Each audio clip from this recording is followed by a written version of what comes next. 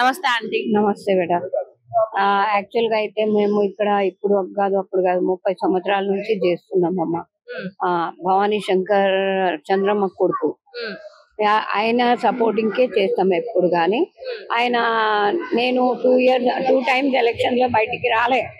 ఆయన కాల్ చేస్తే నేను బయటకు వచ్చిన, సర్వే కూడా చేస్తున్నా, మొత్తం లిస్టులు తీసుకొని సర్వే చేస్తున్నా, మొత్తం క్లియర్ అవుతుంది. ప్లస్ ఎట్లన్నా గానీ నవీన్ యాదవ్ గెలుస్తాడు, కన్ఫర్మ్ గా నవీన్ యాదవ్ గెలుస్తాడు. అంటే ఇంతకు ముందుకు బీఆర్ఎస్ ఉన్నది కదా 3 సార్లు అధికారంలో. గోపీనాథ్ చాలా మంచిగా చేసినాడు. మాకు చాలా బాగా చేసినమ్మా, లేదని నేను చెప్పను. మరి ఇప్పుడు మాకు తర్వాత సీఎం రెడ్డి వచ్చింది, ఏం చేయలేదు. ఉట్టి రావడమే, ఓపెనింగ్ చేయాలి, అది చేయాలి, పోవాలి. ఏదైనా ఒక రోడ్డు చక్కన చేయలే, ఒక మెయిన్ హోల్ సరిగా చేయలే.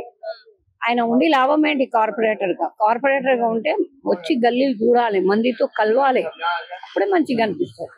ఇప్పుడు నవీన్ యాదవ్ ఉన్నారా? ఆయన ఏ పోస్ట్ లో ఉండని ఉండకపోని రెగ్యులర్ గా ఆయన వస్తాడు. చిన్న మాకు ఏమైనా బాధ అయిందనుకో, నవీన్ అన్న ఇట్లా ఉంది ఆంటీకి రా అంటే కంపల్సరీ అట్లా ఉంది నవీన్.